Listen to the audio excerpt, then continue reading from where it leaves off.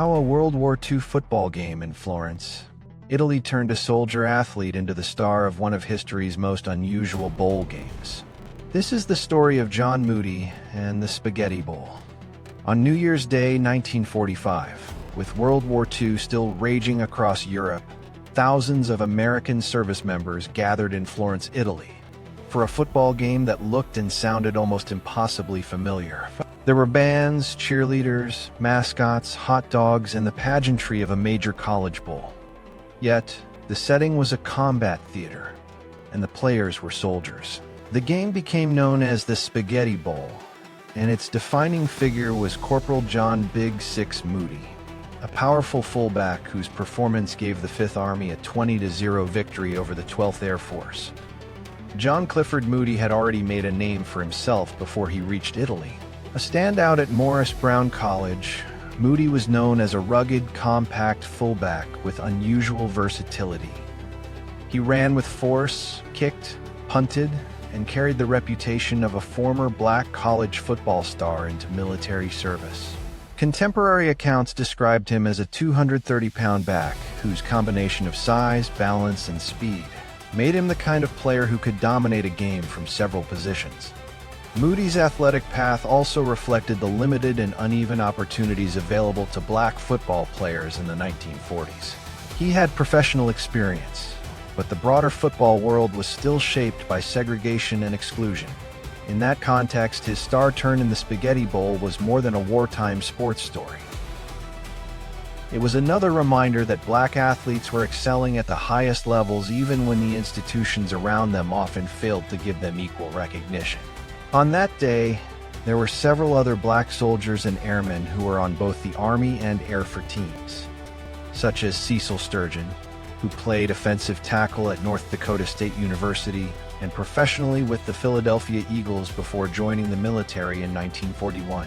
The Spaghetti Bowl was played on January 1, 1945 at a stadium in Florence.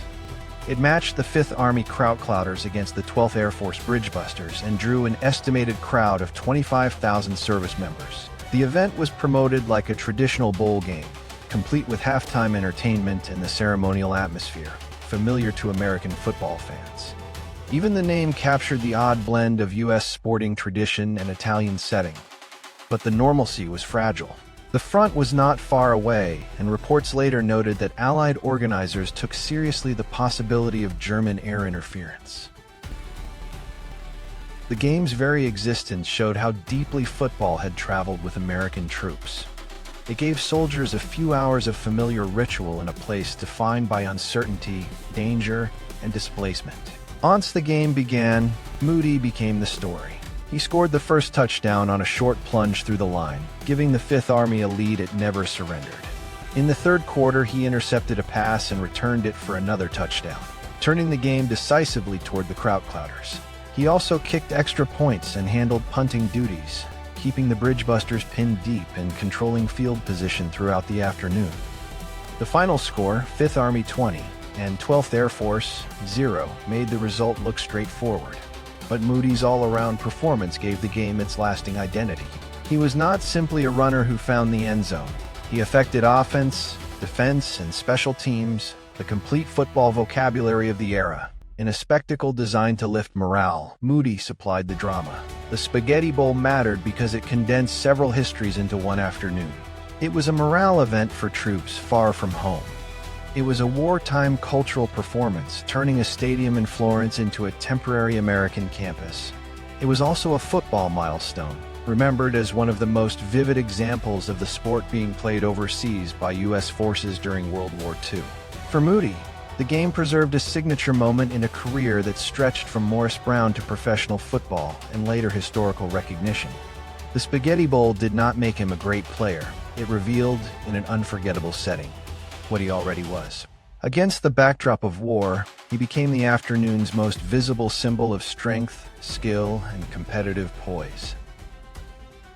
The Spaghetti Bowl is often remembered for its novelty, an American football game staged in wartime Italy with all the trimmings of New Year's Day pageantry. Yet its most compelling story is human. Soldiers needed a reminder of home. Organizers built one out of uniforms, goalposts, music, and spectacle. Then John Moody made it memorable by playing the kind of complete, commanding football that turns an event into a legend. In the end, the game lasted only an afternoon, but its story endured because it captured something larger than the scoreboard. It showed how sport can travel into the most unlikely places, how athletes can shine even in interrupted times, and how one fullback from Morris Brown could become the central figure in a bowl game unlike any other. I'll see you soon.